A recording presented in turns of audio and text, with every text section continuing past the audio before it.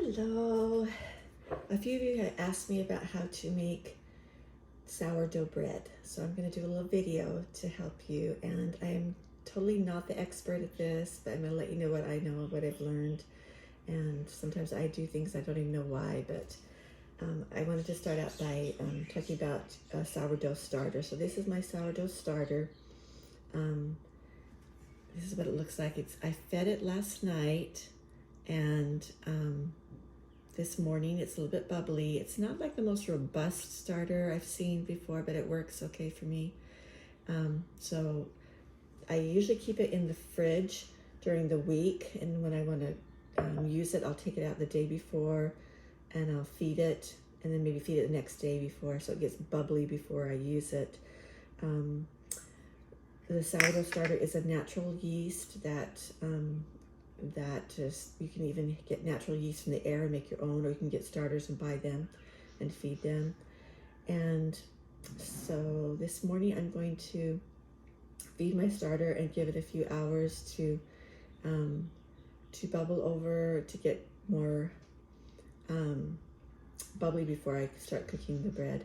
So the first thing I'm going to do is I'm going to pour off. This has a little bit of that clear juice on the top, and I can't remember the name of that juice. You can stir it in, but I'm going to pour the top of that off, just a little bit of that off, and so it's a little bit smaller amount. I'm just going to pour that down. I think this is called, that's your sourdough, that's your starter, kind of extra waste. Some people save that. So I just poured some of it off to get that top kind of clear juice off of it. And so now I'm going to feed it. So when you feed your starter, you feed it 1 part water to 1 part flour. I'm using just some bread flour. You can use any kind of flour. The bread flour I like a little bit more when making the bread. I get it from Costco. The thing I don't like about it is that it's bleached.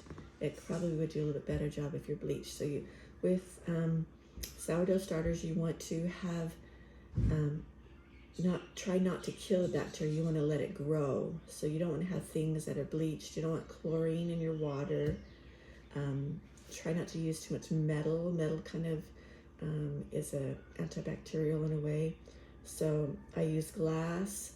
I use water that doesn't have to be distilled. It can just be it doesn't have chlorine in it. It could be bottled water that doesn't have chlorine. If you don't want to buy it, you can get your water and from your tap and set it in an open container for 24 hours, and that chlorine will evaporate. So you can use it that way too. But I just usually have, it doesn't have to be distilled. I just happen to have distilled here. So when I'm feeding this today, I'm going to do 1 part water, 1 part flour, and this this is like a 1/2 cup, 1/3 cup.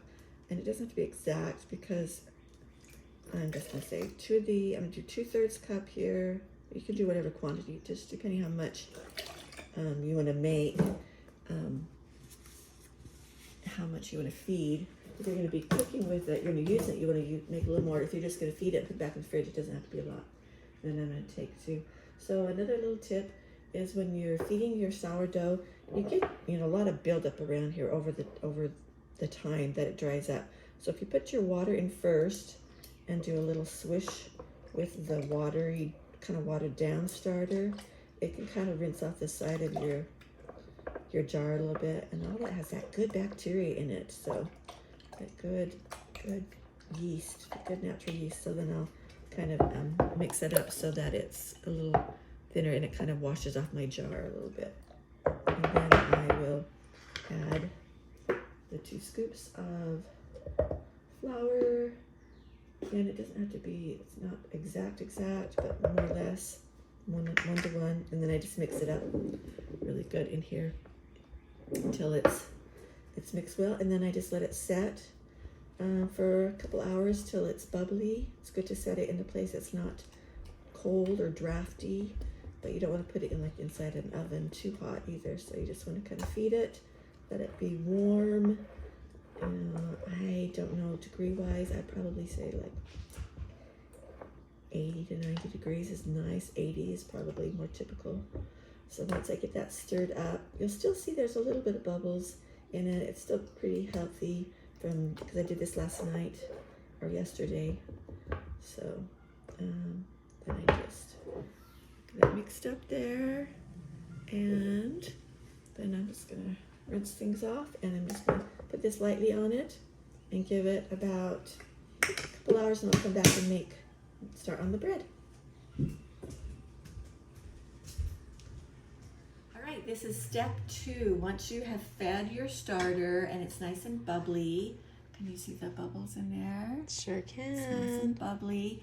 Then you're ready to mix the dough. So the recipe that I use is this everything sourdough recipe.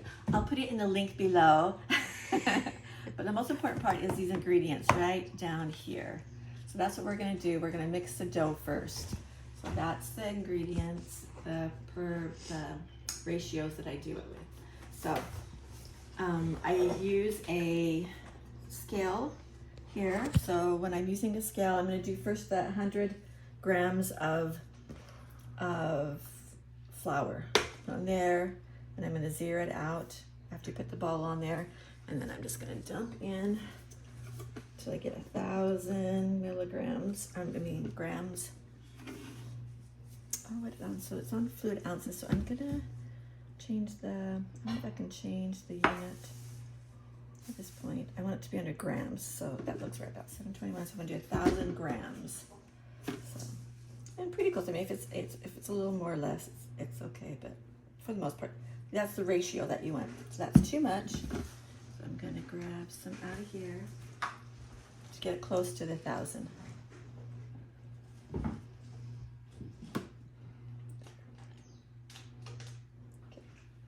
Well, it's still.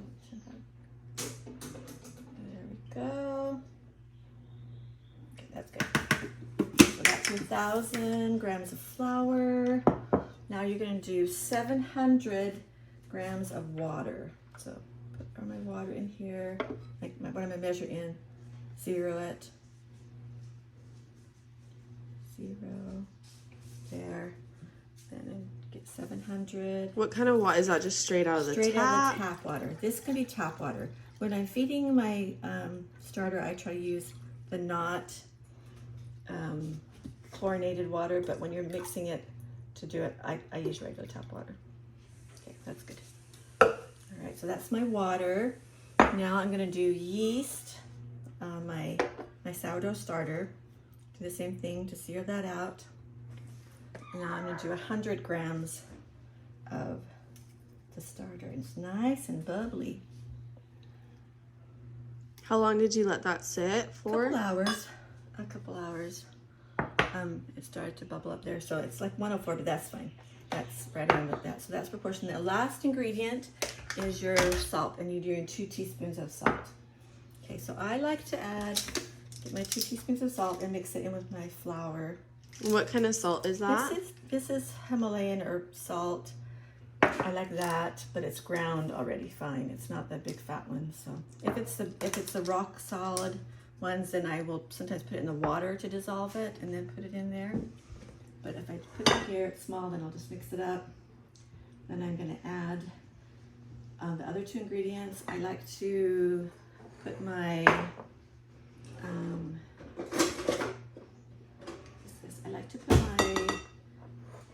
my starter in with the water to kind of dilute it a little bit. What temperature water is that? It's just tap water. Like just room temperature? Just room temperature is fine, yeah. Just don't do it too hot to kill it. So I just like to mix it up with that, so it's kind of already mixed a bit there. Then I just pour that in all together and mix it up. So that's pretty much the first step of what you do, is you just putting the ingredients together, mixing them up so that the flour gets, mixed with the water and it starts to absorb it. So it's just all coated. And that's for the first half hour after you do this, and you let it sit for a half hour just so it kind of absorbs all that flour in here. So you can do it with a utensil to mix it, or you can just do it with your hands. Either way, it's going to stick. It's going to be sticky, but you try to get all most of the flour incorporated in, so there's not a lot of pockets of really dry, a lot of dry flour. Little here and there is fine. So if I wanted to do it a little bit more, I could just, I like to wet my hands before I handle it because it's always a bit sticky. So if I want to just use my hands, I'll just wet it and then I'll just kind of bring it up and around. And this one I'm not kneading it, I'm just getting it exposed to the water. So it just kind of starts to make kind of a raggy dough here. That's just going to sit for half an hour. But it will stick all over you, so you can do that, and then you have to wash your hands off a lot. So that's the first step, and then you're just gonna, I put a cover over it and just let it sit for, so it doesn't dry out so much. I just let it sit for half an hour, and we'll come back in half an hour. Okay, next step, it's been about half an hour to an hour. And so this next step is the stretch and fold step. So on the second page, I don't know if you can see that too clearly, but we did the fed the starter, prepared the starter, the autolyse was this first hour that we did, and now we're going to do the stretch and fold for that. So here you go. It's kind of absorbed, you know, most of the flour in it. If you want to add a flavoring, this is when I do it in this, and so I'm going to add in just some Italian seasoning to this as I do the next little fold. And I would say maybe I do a fourth a cup. I just kind of sprinkle it in and kind of do about that much, and then I'll work it in and maybe do a little bit more. But I wet my hands first because it doesn't stick as much, and then I just grab it and I stretch it up and I fold it. Grab, stretch, and fold it. And I just do that. I would say I do it about 20 times, just 20 motions like that. And now all that seasoning's on the inside, so I'll do a little sprinkle on the outside too, just kind of work it in. And then what this does is, I think it's breaking down the, you know, the flour, I don't know if it's exactly what it does, but this is kind of what kneading does. But you don't really, this is not a kneading, it's just kind of let it stretch and hang and then fold it over. And if you do this, then you repeat this every half an hour for about 2 hours. And the times after this, you don't have to do as many, you just do it like 4 or 5 times just to kind of do a little stretch. But the first time I do it a little bit more just to kind of get it, get that mixed in and a little bit stretched out. And then you'll just see how it's kind of incorporated a little bit more in there. Then you just put your towel over, wait another 30 minutes, and you do that every 30 minutes for a couple hours. All right, this is our step that we're going to be shaping it and putting it in our bannetons. This is what it looks like after it's proofed for, I don't know, this is probably about maybe 8 hours. So nice and puffy there. We're going to get our little bannetons ready. So this is what they look like. You probably could use other things, but this is just kind of what they make to do sour bread. And you're going to take one of these little covers. You can also just do it straight on there, but it's a little bit harder to clean. I like this because it comes out better. So on here, you're going to flour it. The best thing to use to flour is the rice flour. That helps it not be very sticky on it. So just a little sprinkle around on this, and then kind of tap it around so it slightly coats it, but not very hard. And I just do it over the other one and like that. Just do the same thing here, so it's kind of coated so it comes out easier. So this is what you're going to shape it in and put it in overnight while you're doing that. I don't like to have too much extra on there, so those are prepped, and then you're gonna set them to the side, and then you can flour your surface, but I found that if I do it instead with oil, it makes the crust a little bit lighter. So I just do a little bit of olive oil on here, and just kind of work like that, and I pour this out on top of it. This is gonna make 2 loaves. So I'm going to pull this out, and I kind of want to keep this from, kind of preserve the bubbles, that air bubbles in it, so I don't really want to totally flatten it. So you have to somewhat, but you want to kind of preserve some of the proofing that happened. So you got the big blob there. And then I just do it with my hands, and I just take one of these, I don't know what these are called, bread spatulas. And I cut it in half. One of those is slightly bigger than the other, but so I'm just going to set that on the side. So you can shape this in kind of a square any way you like, and then you're just going to kind of fold it in the middle. So you're just kind of putting the edges in like that, and then you're going to kind of turn it like this, and then you're going to shape your loaf, and you use this by kind of tucking it in and scooting it. So what you're doing is you're creating tension on the top of the dough on the top. So I kind of scoot it in, bring it around, and if it's too slippery, I'll just do it off of the whitey area. It works the same if you're going to do it with flour. I just found out that I had such hard, the crust was too hard for me. I like them to be not quite as hard, and I think the extra flour on the outside made it a little bit hard. So you just kind of keep doing this until it kind of creates kind of a tight tension on the top of your loaf. Now if you're making a longer loaf, it's hard to make it a really nice, pretty one. You just do your best. And then you just pick this up and head and face down into the bowl. I'm going to do another one. Same thing. Just kind of bring your ends in, work it around. You can see all that good seasoning there in it. So you can do the same thing with your hands. The idea is just kind of stretch it across, tuck it in. But this tool is made kind of for that. One of the things you can do it, just stretching it. And then when you have these ready to go, then you're going to put them in a plastic bag and put them in the fridge overnight. So I just have some plastic bags that I use, some recycled plastic bags. If you want to, you can pinch these edges, but it's gonna get a little bit bigger overnight too. But it sits in the fridge overnight, and that's the time that it gets sour. That's when it sours overnight. That's a little bit. Let's do this with this one. So I'm gonna just put it here, kind of make it a little bit puffy so it doesn't touch the end. I put a little tie or a clip like this on it, and I just put it in the fridge overnight. I'll do the same with this one. I'll probably get a different bag size. That might work a little bit better for this. So I just put those in.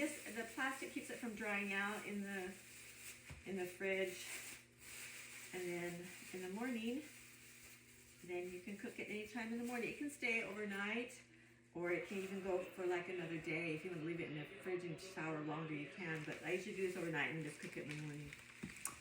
There you go. It's morning, and our dough has been in the oven overnight. The fridge, not the oven. Thank you. Don't keep it in the oven overnight. And so it doesn't get a lot bigger, maybe a little bit bigger, but it has fermented overnight.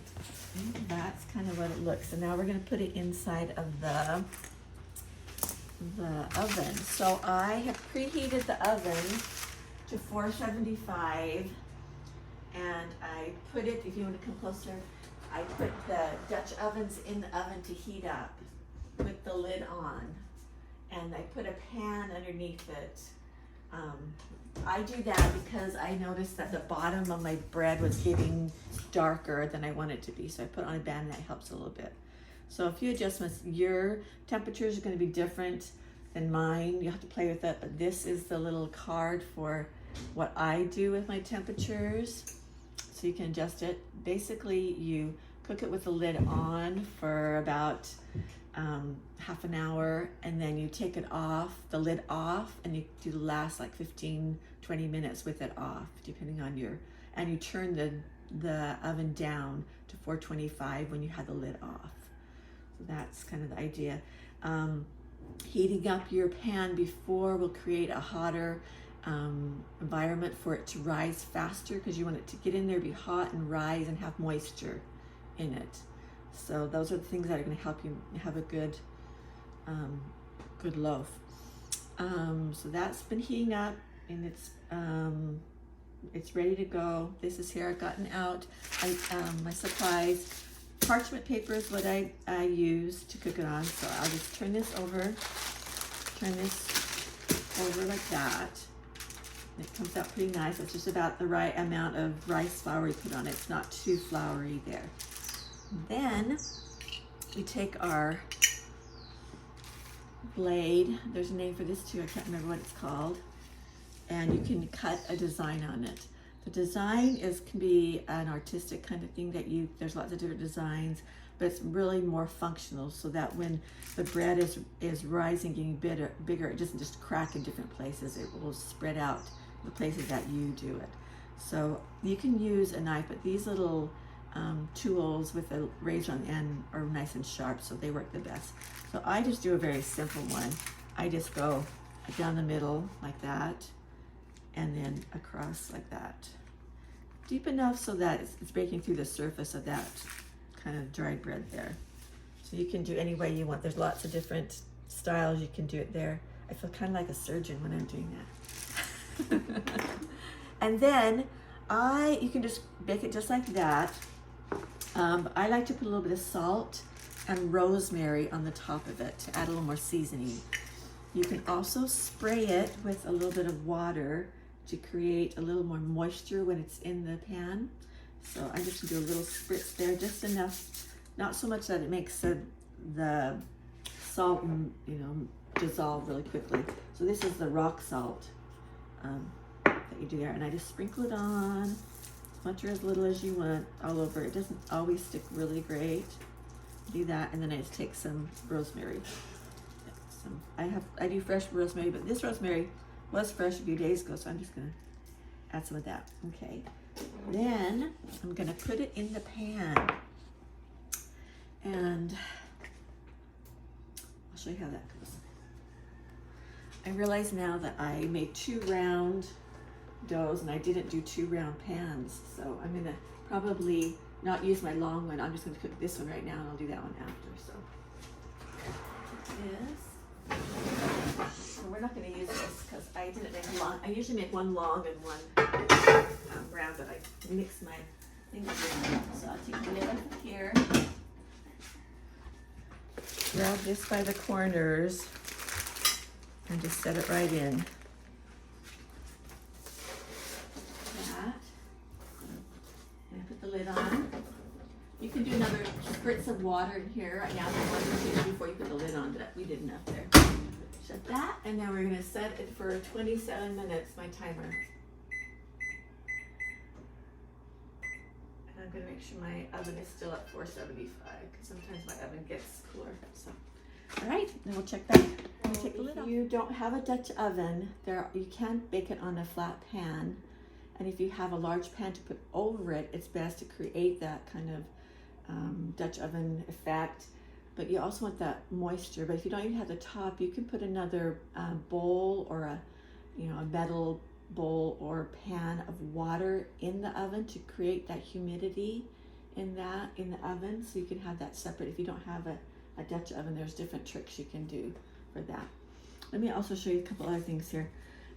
These are my best websites for recipes and a video. That last one, A Couple's Cook, has a really good step-by-step video, way better than this one, but it'll give you more details on that. This Everything Sourdough is a company that I bought this starter from. They mailed it to me, and this was their instruction of how to feed your sourdough. And they have recipes. The other one, the Farmhouse Boone, has really tons of recipes for anything sourdough.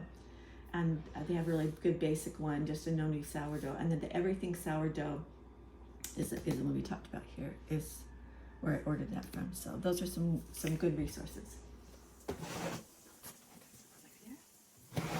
And then how long do you do like that? To 425. 425, and you got 17 minutes. 17. Brad, this is the favorite part. Oh, how pretty that is. So you want to take it out. You want to take it out of the pan so it's kind of getting cooked there. You can grab this because this isn't really hot.